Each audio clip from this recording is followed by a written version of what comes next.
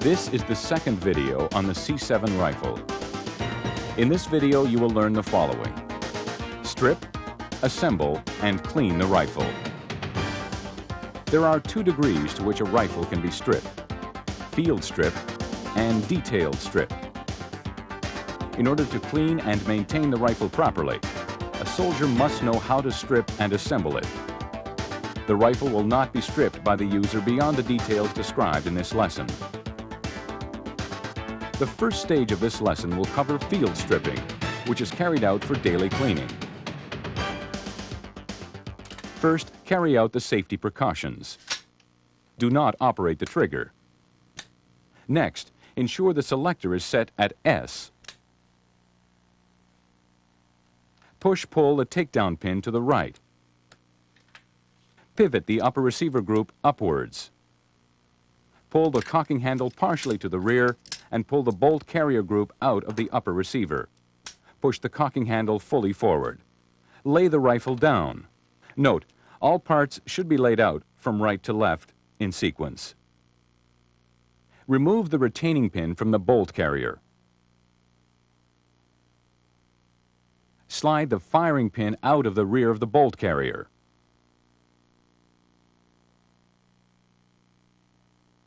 Rotate the bolt until the cam pin is clear of the bolt carrier key. Rotate the cam pin 1/4 turn and remove it from the bolt carrier. Pull the bolt out of the bolt carrier. Do not strip the bolt. Next, strip the magazine. Insert a pointed object into the indent and lift the base plate off. Pull out and separate the spring and platform. This completes the field stripping portion of the lesson. Assembling the weapon is done in the reverse order. Assemble the magazine spring and platform.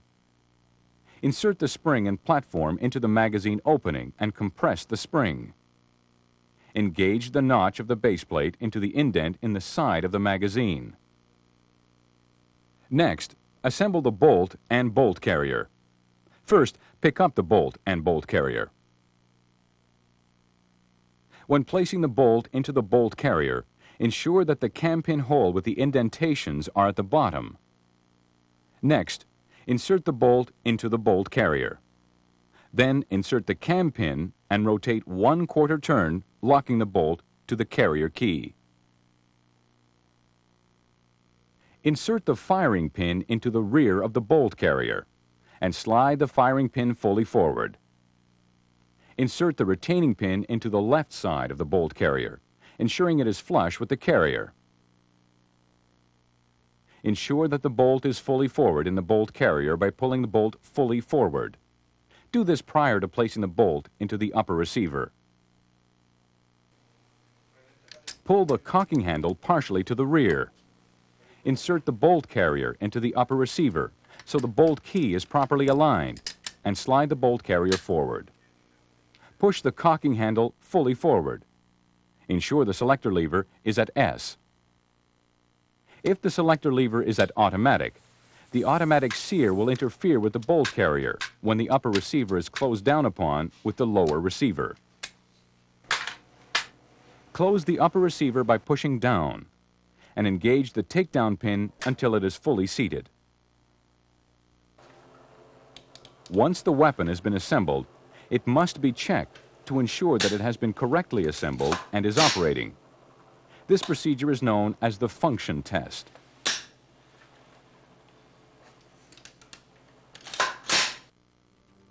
Cock the weapon with the selector lever at S and attempt to fire the rifle. It should not fire. Next, set the selector lever at R and squeeze the trigger, firing the action. While holding the trigger back, cock the action and release the trigger. The hammer should be felt or heard to fall from the disconnector and be caught immediately by the trigger sear.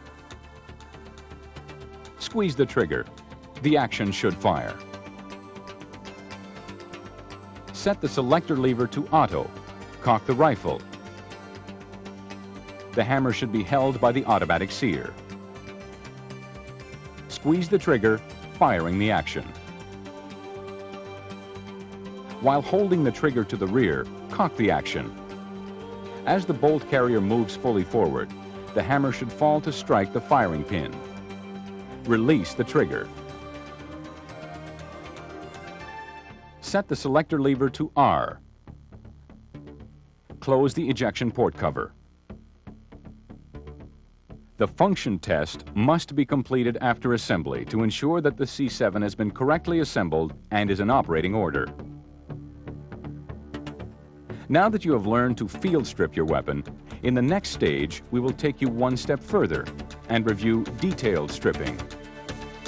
This is carried out so you can do comprehensive cleaning after firing your weapon. To start, field strip your weapon. The first part to be stripped in detailed stripping is the bolt. Press down slightly on the extractor and use a sharp object to push the extractor retaining pin out from the bolt. Lift the extractor and pin up from the bolt.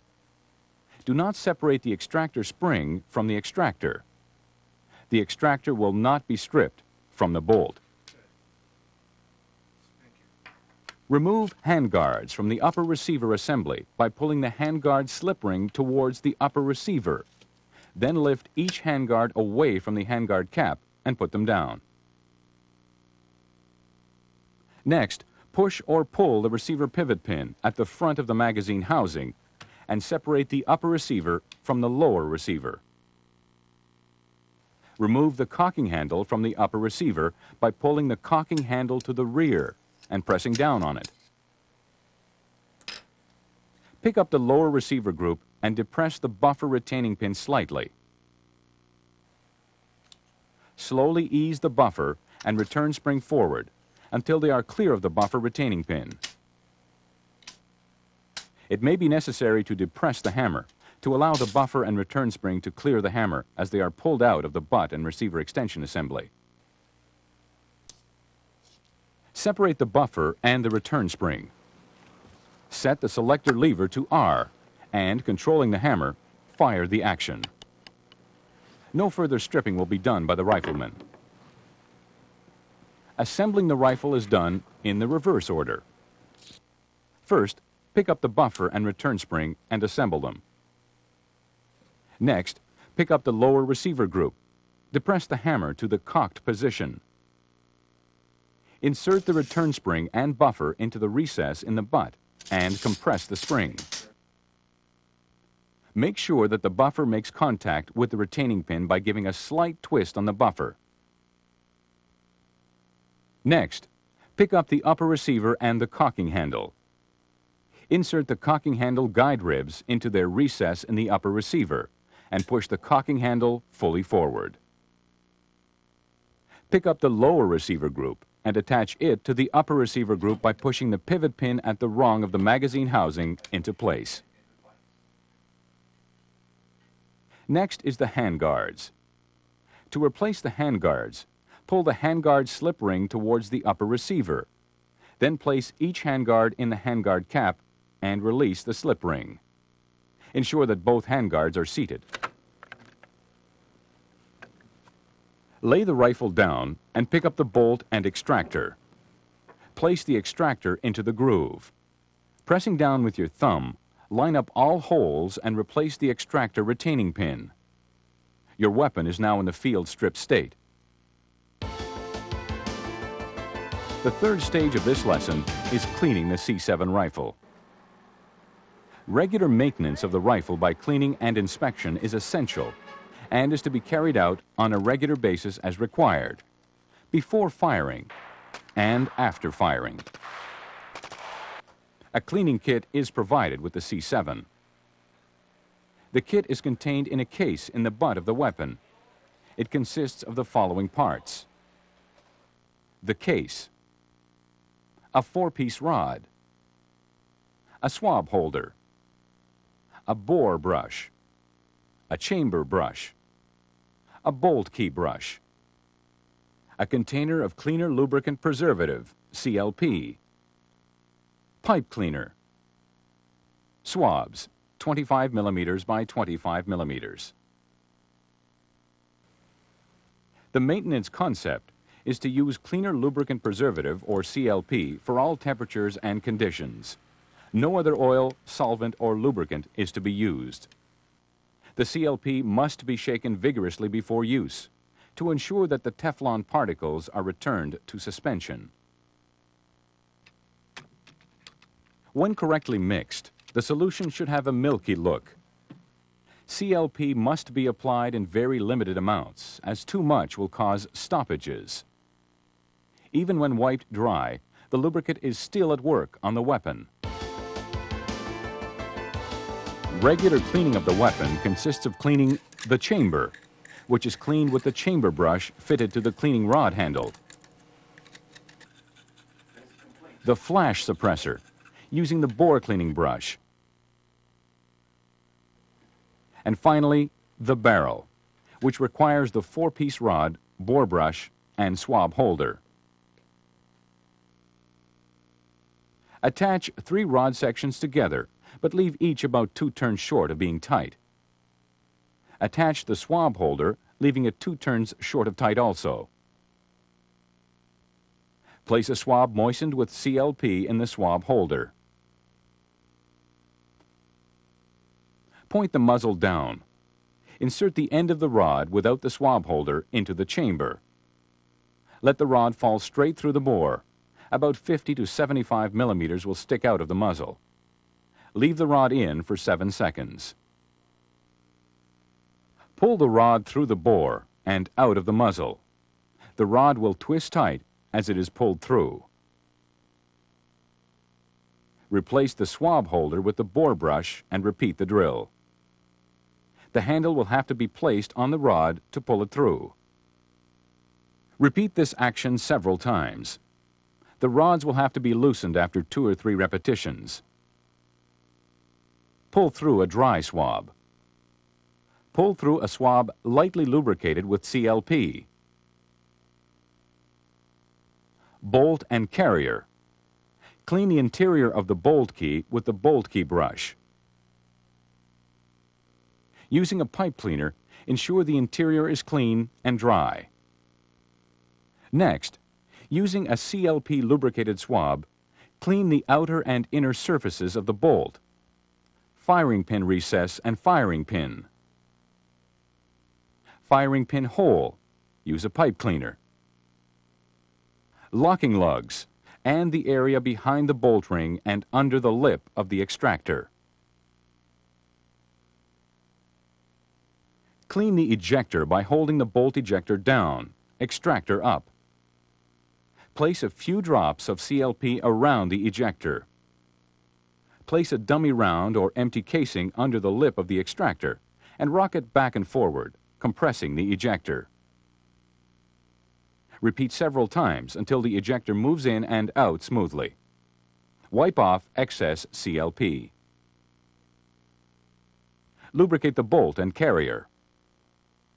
Apply CLP lightly to the firing pin and firing pin recess in the bolt. Apply CLP generously to the bolt exterior, particularly the cam pin area and bolt rings. Apply CLP lightly on the extractor and pin. Apply CLP lightly to the charging handle and inner and outer bolt carrier surfaces.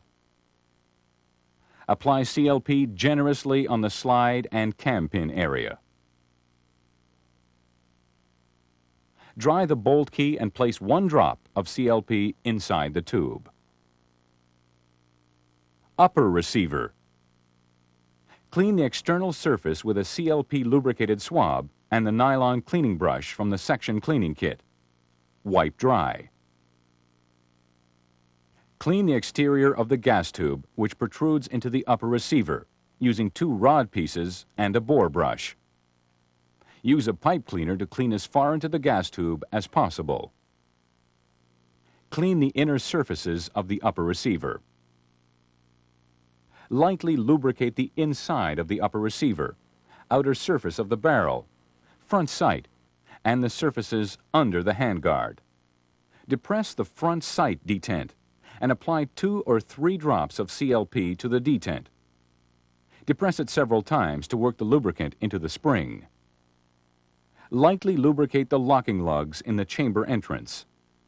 Caution, do not use abrasive material or wire brushes on the aluminum surfaces.